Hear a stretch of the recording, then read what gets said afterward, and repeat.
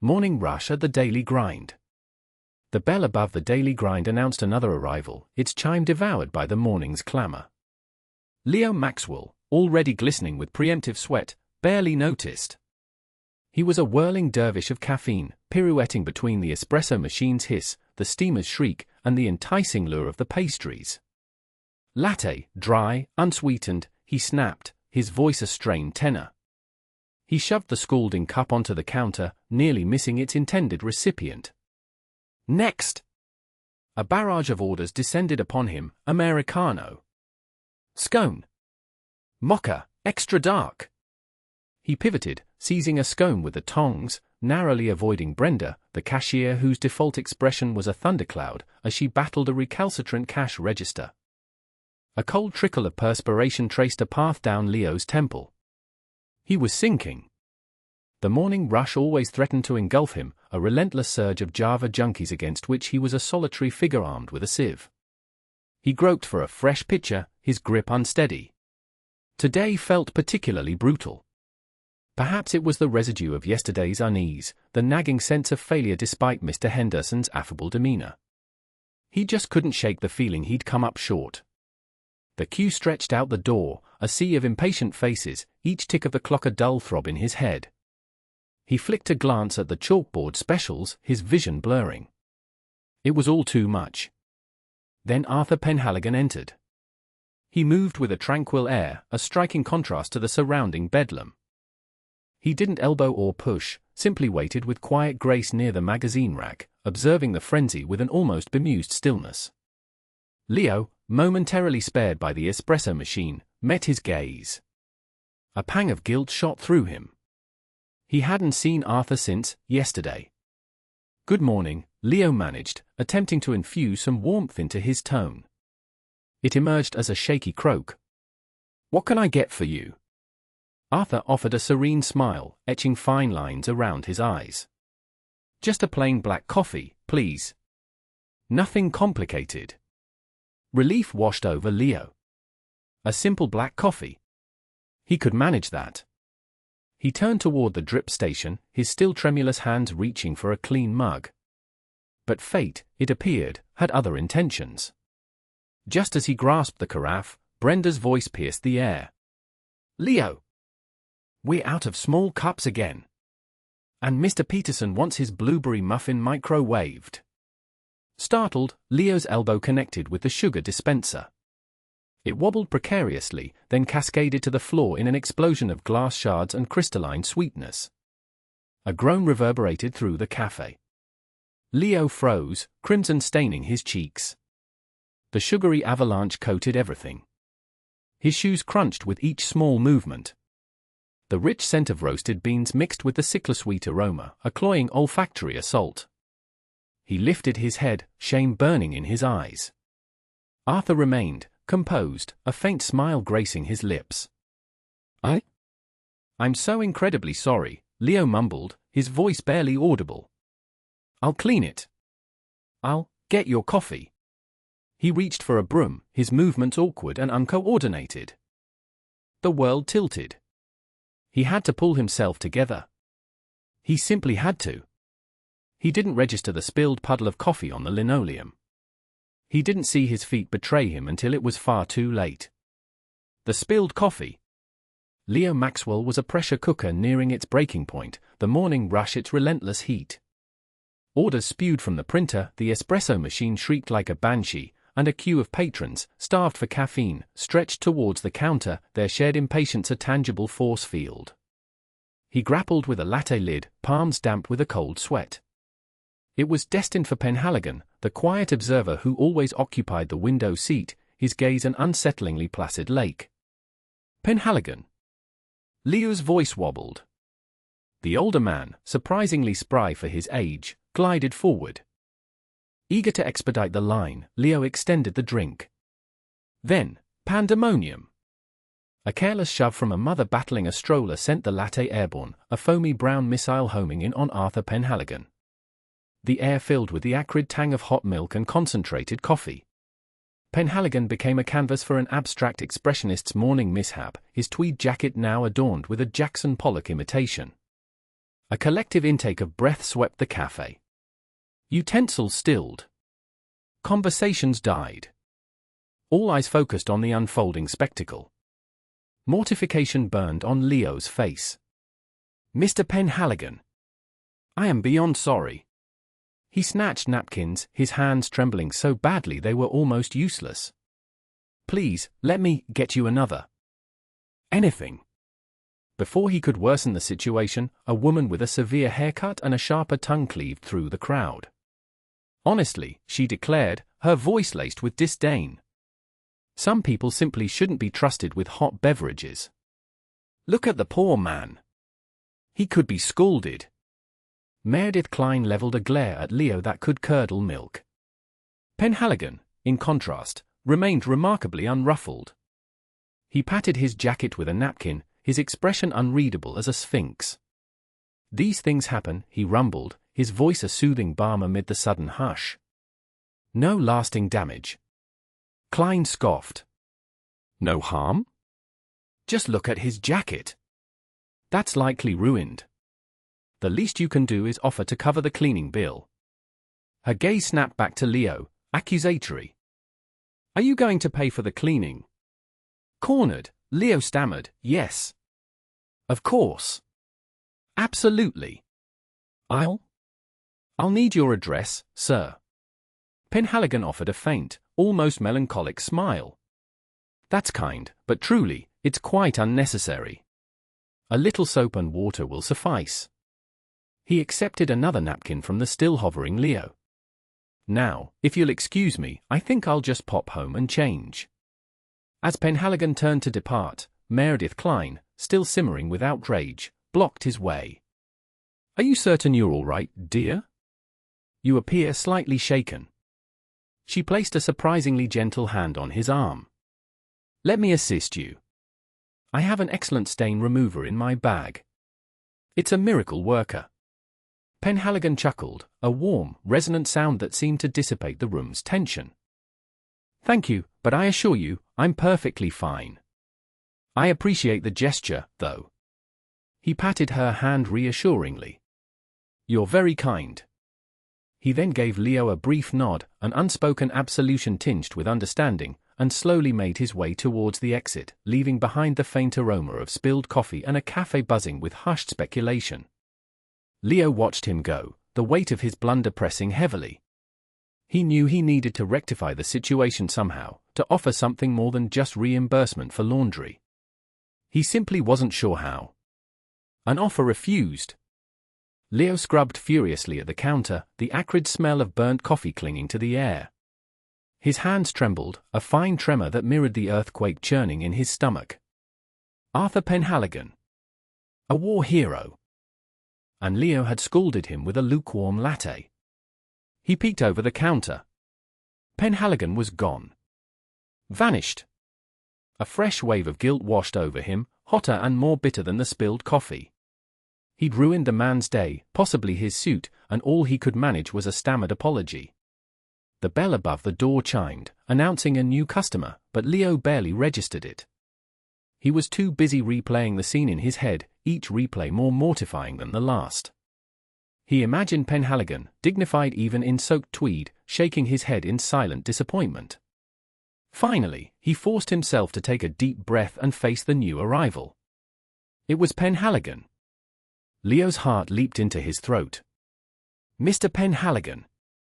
I am so incredibly sorry. I wasn't paying attention. I don't know what came over me." He wrung his hands, the cleaning rag forgotten on the counter. Penhaligon smiled, a gentle, forgiving curve of his lips. "It happens, young man. No harm done, I assure you. But your jacket? It's probably ruined. Please, let me pay for the dry cleaning. Or a new jacket, even." Leo reached for his wallet, fumbling with the zipper in his haste. The thought of Penhaligon having to deal with the stain, the indignity of it all, was unbearable. Penhaligon held up a hand, stopping him. "Absolutely not. It's just a bit of coffee. It will wash out. Besides," he patted the dampened tweed, "this old thing has seen worse." His eyes held a distant, knowing glint. Leo felt a pang of something akin to shame. He pictured bombs, explosions, mud and blood, things far worse than a careless barista. "But I insist. It's the least I can do." Penhaligon's smile widened, crinkling the corners of his eyes. "Tell you what, young man. Instead of paying for dry cleaning, why don't you just try to be a little more careful in the future? That will be payment enough." Leo swallowed hard. "Yes, sir. I will. I promise." He felt ridiculous, offering money when Penhaligon clearly wanted nothing more than to be left alone. "Good," Penhaligon said, his tone firm but kind. "Now, I really must be going." He turned and walked towards the door, his pace unhurried, his head held high. Leo watched him go, the bell chiming softly as the door closed behind him. He was gone again, leaving Leo alone with his guilt and the lingering scent of burnt coffee. The offer refused hung in the air, a heavy weight on his chest. He hadn't made amends, hadn't alleviated the damage. He'd just added to it, compounding his initial blunder with a clumsy attempt at redemption. He slumped against the counter, the cleaning rag clutched in his hand. He was a mess. News at the Daily Grind. Brenda Sterling practically skipped into the Daily Grind, her tote bag thumping against her hip. Inside were her trusty voice recorder, a notepad filled with potential questions, and enough nervous energy to power the entire cafe. Today was the day she'd start gathering testimonials for her piece on the upcoming community picnic. She envisioned a feel-good story, a balm to soothe the town's recent eccentricities. Leo Maxwell, behind the counter, looked like he hadn't slept in days. His usually bright eyes were shadowed, and he moved with a weary shuffle. Brenda remembered the coffee incident. "Rough morning, Leo?" she asked, setting up a small, inviting space near the window with a bright tablecloth. He ran a hand through his already messy hair. "You have no idea. Mr. Penhaligon was so gracious about it, but I still feel terrible." He gestured to a stack of napkins. "I keep replaying it in my head." "He seemed like a good sport," Brenda offered, trying to sound encouraging.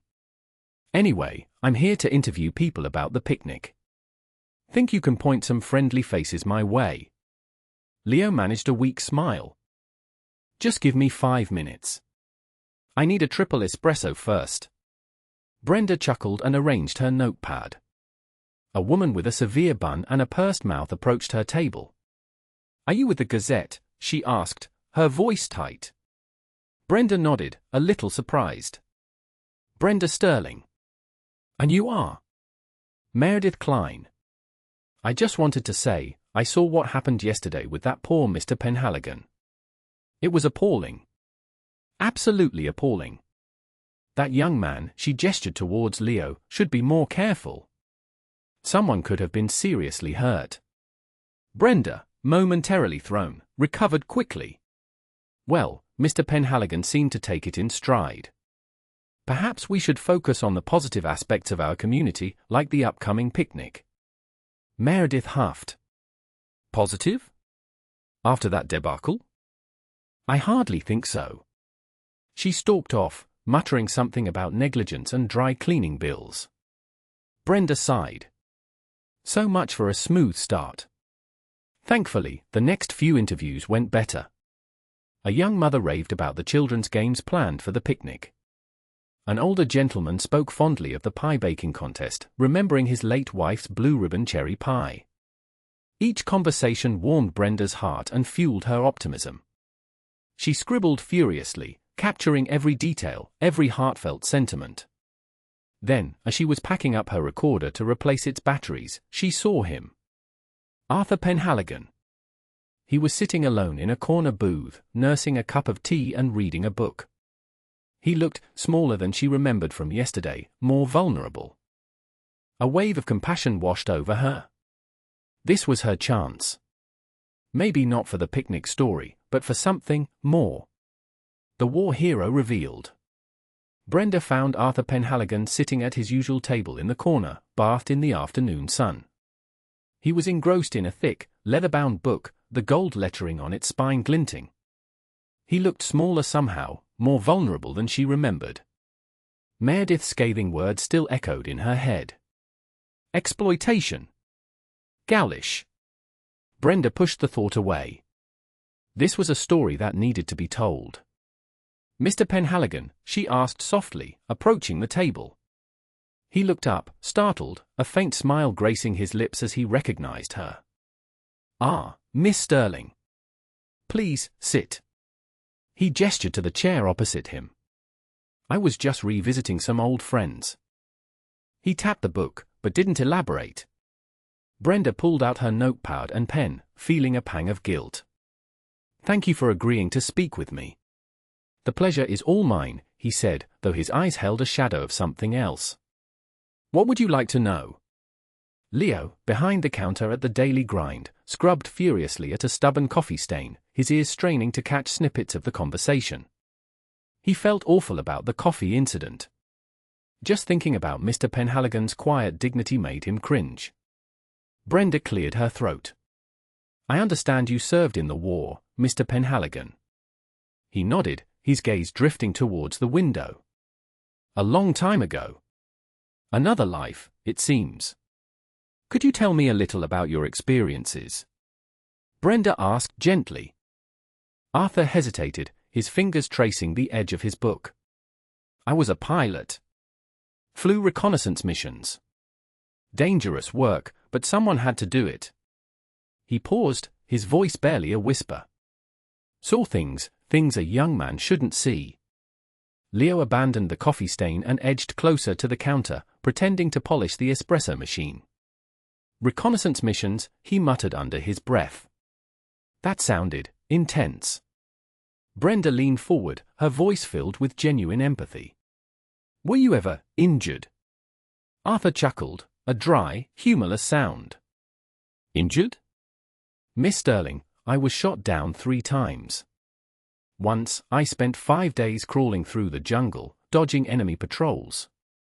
Another time, I parachuted into the sea and waited hours for rescue, convinced I was shark bait.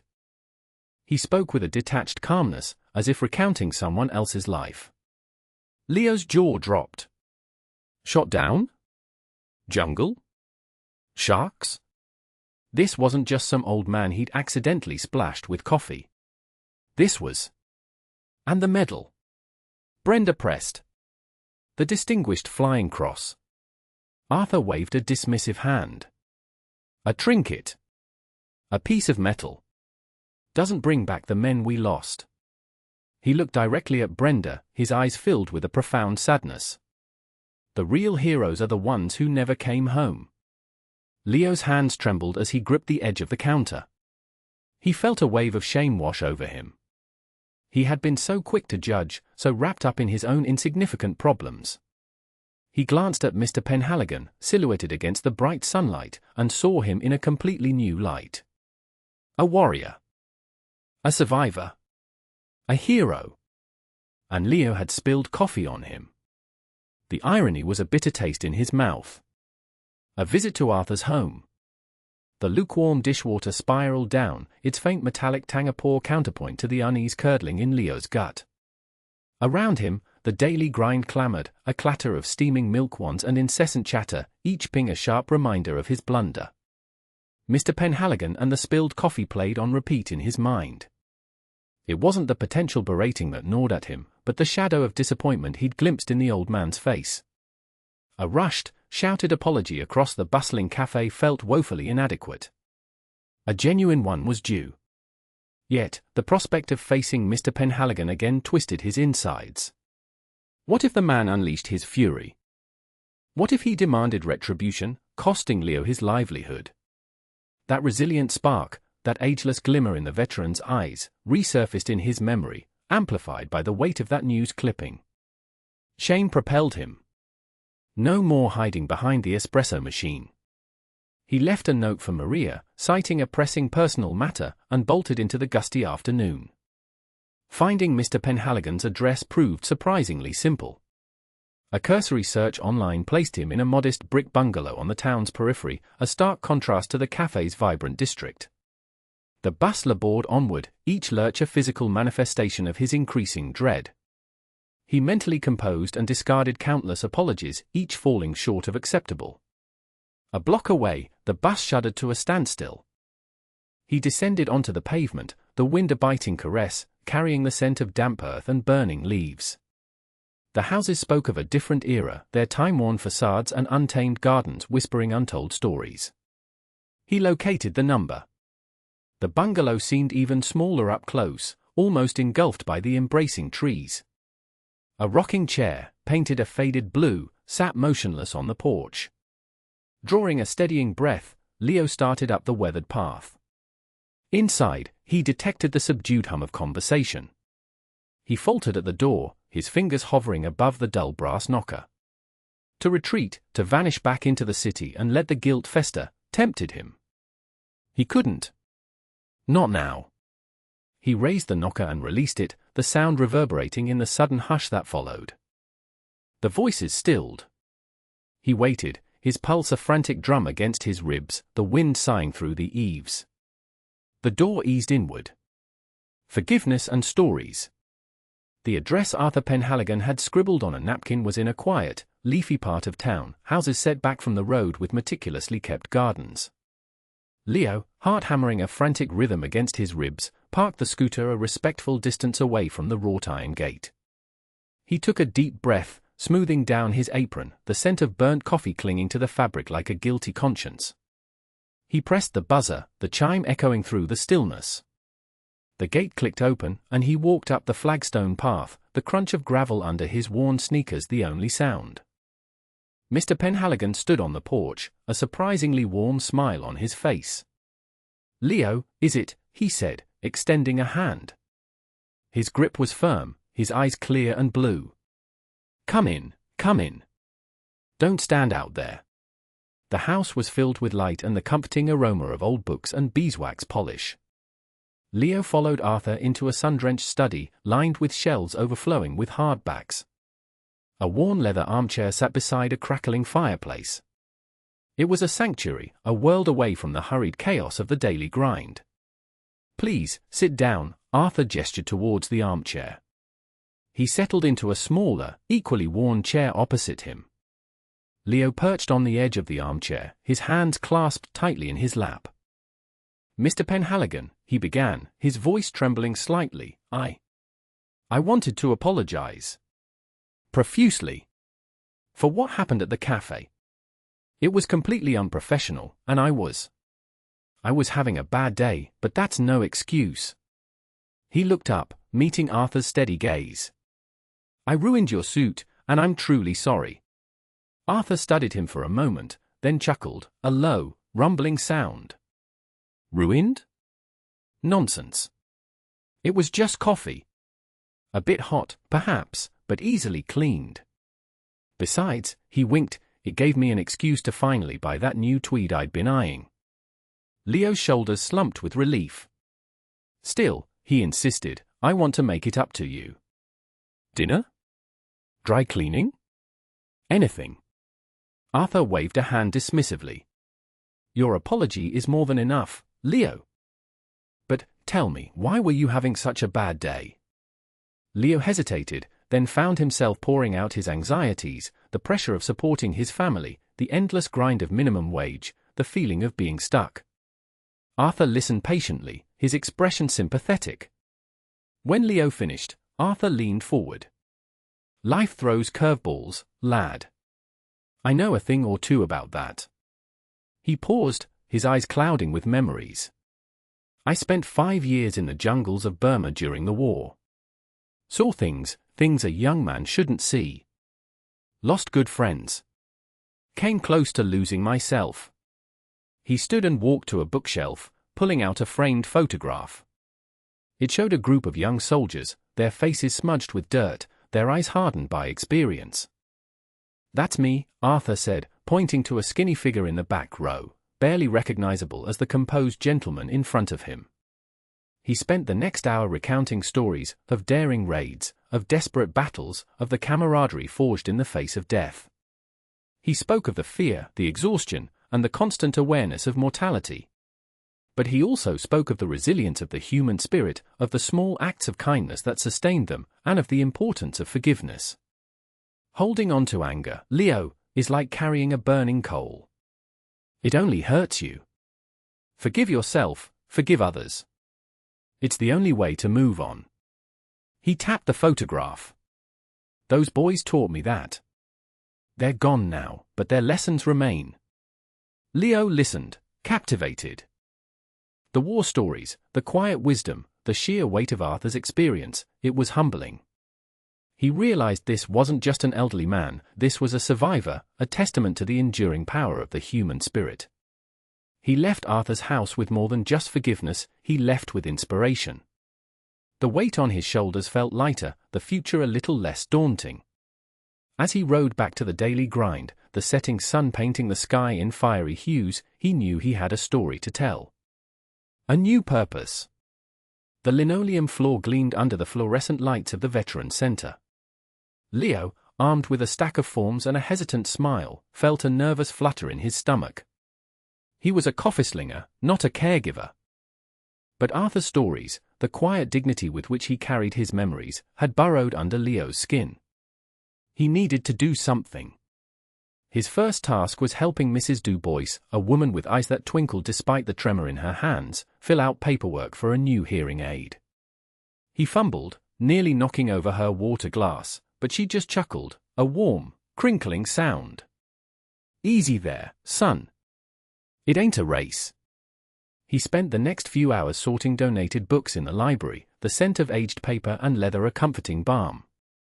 He imagined Arthur here, lost in the pages of a war history or a dogged thriller.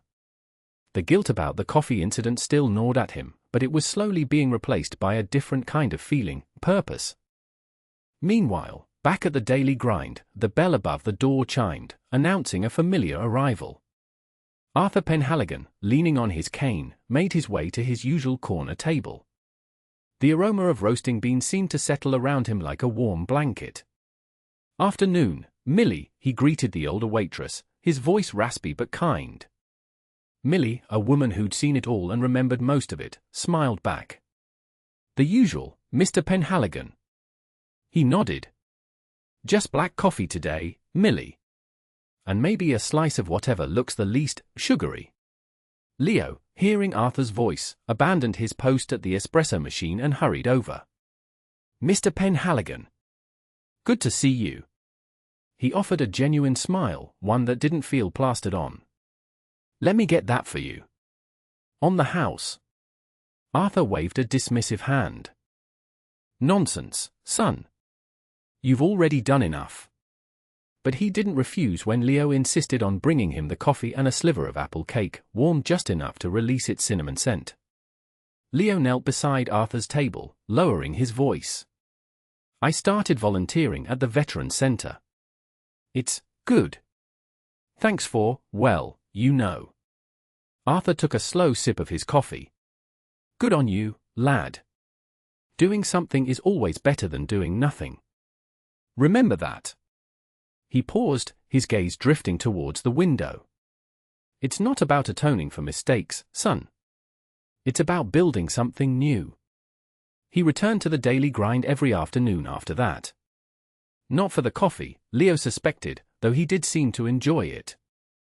It was for the quiet corner, the familiar faces, the sense of belonging. And maybe, just maybe, for the chance to see Leo again. Leo made sure Arthur's coffee was always extra hot, his apple cake perfectly warmed. He'd linger a little longer at his table, asking about his day, listening to snippets of war stories or tales of his late wife. He treated Arthur with a special kind of care, a blend of respect and affection that transcended the initial awkwardness of their encounter. The daily grind became more than just a job for Leo, it was a place of connection, a place where a spilled coffee had unexpectedly bloomed into something meaningful. Honoring heroes. Leo attacked the countertop, the hazelnut fragrance a flimsy shield against the rising tide of shame. Mr. Penhaligon, a decorated veteran, soaked in his amateur hour latte performance. Meredith's icy disapproval still stung, echoing in his mind long after she'd breezed out with a scathing remark about barista ineptitude. he stole a glance at Arthur, deep in conversation with Brenda Sterling, notepad in hand, from the local Gazette. Fragments of their exchange drifted over, tales of valor, hardship, and quiet fortitude. The weight on Leo's conscience grew heavier. That evening, after the last customer's departure and the chairs were teetering on the tables, Leo sought out Arthur.